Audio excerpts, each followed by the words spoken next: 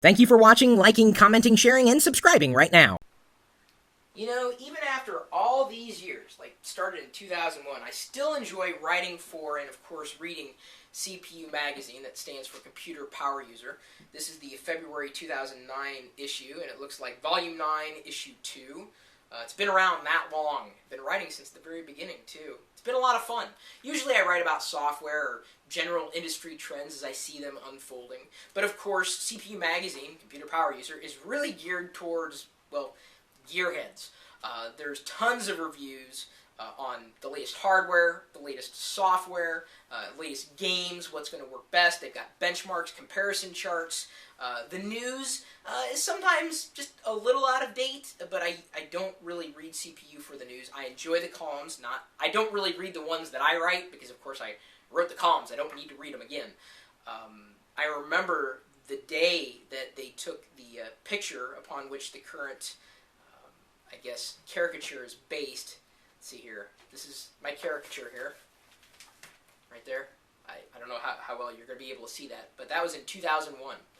September 12th, 2001, as a matter of fact. I'll never forget it. So I wanted to do a video on CPU Magazine, if only because the questions that I normally get, not only through YouTube, but through email, and of course in the chat room, they could have been answered if you were subscribed to CPU Magazine.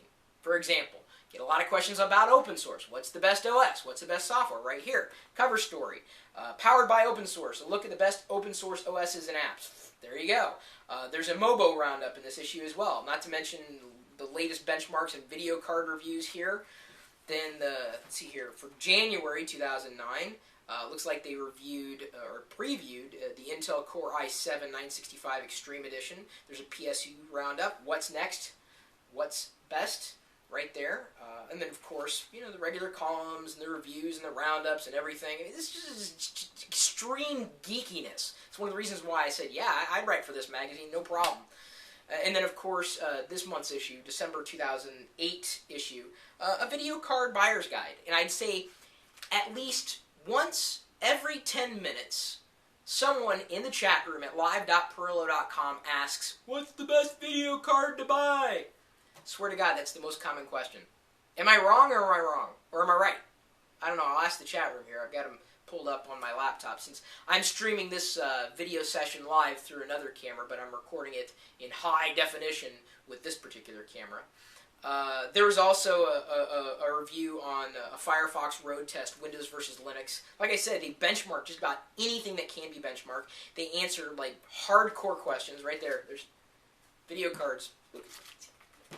I'm not kidding. It's a good magazine. And I'm not just saying that because I write for the magazine. I'm saying it because I know that most of my audience, if they're not already subscribed to CPU Magazine, will want to subscribe to CPU Magazine.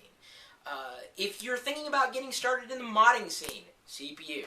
If you're wondering what is the best hardware to buy at that point in time, CPU. It's something that you could have. The subscription comes in every month. I'm like, oh, now don't tell me that you read everything you see online. You probably don't. So it's nice to have some paper laying around. What happens if the power goes out? I can't get online. I can't read my... Hello. Magazine. Paper. It's not dead yet. I hope it doesn't die anytime soon. I enjoy writing for it, and I enjoy reading it as a geek. Now, the reason why I really wanted to tell you about this today is because I believe that if there are enough of you out there who want a subscription for CPU Magazine, let me know, and if I get enough of you, I think I may be able to swing a discount for everybody. How's that sound? Okay, now I can't promise anything, but I know that if I forward my editor, you know, hundreds, if not thousands of emails saying, these guys want a discount on the magazine, can you get me a discount?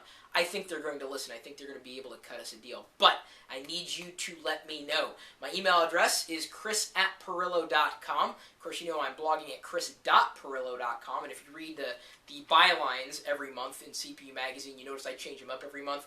I always put those websites in there, including now geeks.pirillo.com, where we've got our own set of hardcore geeks that love hanging out, talking hardware and software. And then, of course, the chat room, which is a part of the live video experience that's streaming out 24 hours a day, 7 days a week at, where is it again?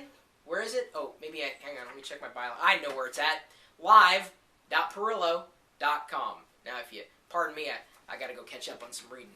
We'll see you later.